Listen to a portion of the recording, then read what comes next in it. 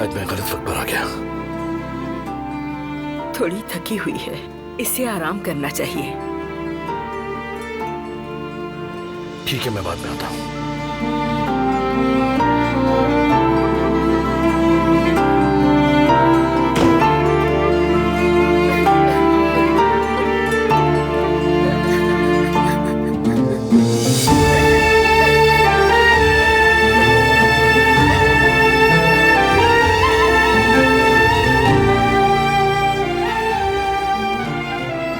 शुक्र है कि वो ठीक है, बाकी सब भी ठीक हो जाएगा।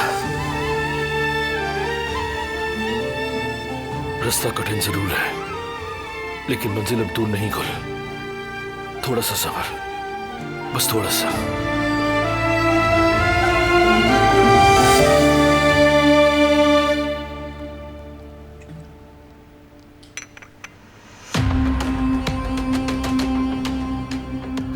बेटा जरा यहाँ आओ, मुझे तुमसे कुछ बात करनी है।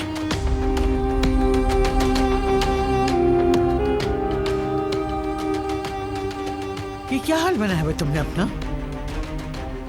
अगर उस लड़की की वजह से परेशान हो तो बिना वजह दिमाग पर बोझ मत डाल। साफ नजर आ रहा है ड्रामा कर रही है। क्या कह रही है दादी? आपको हो क्या है? ड्रामा नहीं कर रही है वो कोई। क्यों नहीं हो सकता? हो सकता है। एक उसकी माँ बेहोश हो रही है, एक वो खुद हो बादी हो रही है माँ बेटी नाज नखरों के। दादी जान, मैं आपको जवाब तो नहीं देना चाहता, लेकिन गुल का और कदर आपा का छोड़ दीजिए पीछा। दोनों अपने काम से काम रखती हैं। क्या हो गया आपको? सब समझ रही हूँ मैं तुम्हारी बात, अब तुम हमें समझाओगे? आज तक आपने जो भी कहा मैंने हाँ कहा, जो आपने कहा वही किया। लेकिन अगर बात गुल की है तो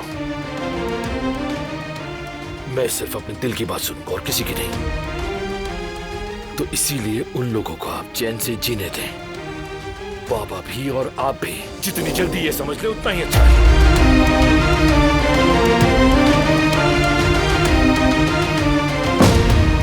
कौन कौन किस किस की जान छोड़ेगा ये तो वक्त ही बताएगा।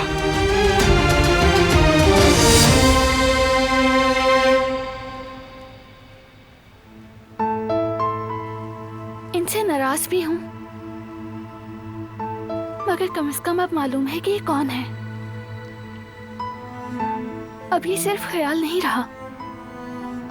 जब इनके बारे में सोचूंगी तो इनका एक चेहरा होगा जहन में।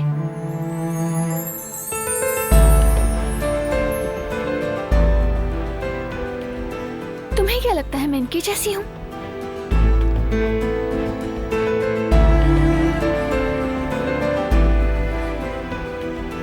शायद कुछ कुछ मुशाबहत है। नाक, मेरे होंठ, क्या मिलती हूँ इनमें? कुछ कुछ।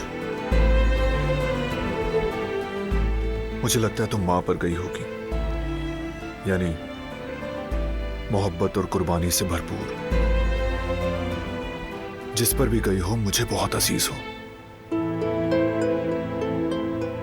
कौन जाने मेरी माँ कैसी होगी, उनकी आंखें कैसी होंगी, उनके बाल, उनकी आवाज।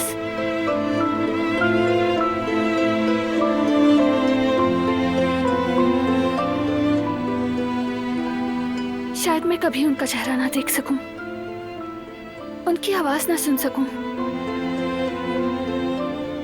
मगर कम से कम जब अपने चेहरे से अपने बाबा के निशानात निकालूंगी तो अम्मी के निशानात बाकी रह जाएंगे।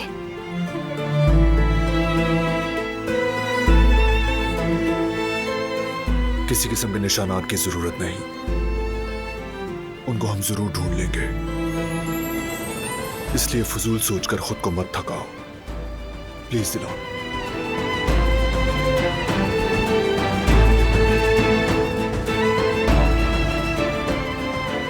ठीक है, लेकिन तुम भी उदास मत हो। तुमने अभी अपना सबसे करीबी दोस्त खोया है। तुमने अपना गम जीने से पहले ही मेरे दुखों का बोझ उठा लिया। तब से तुमसे ये भी ना पूछ पाए कि तुम कैसे हो।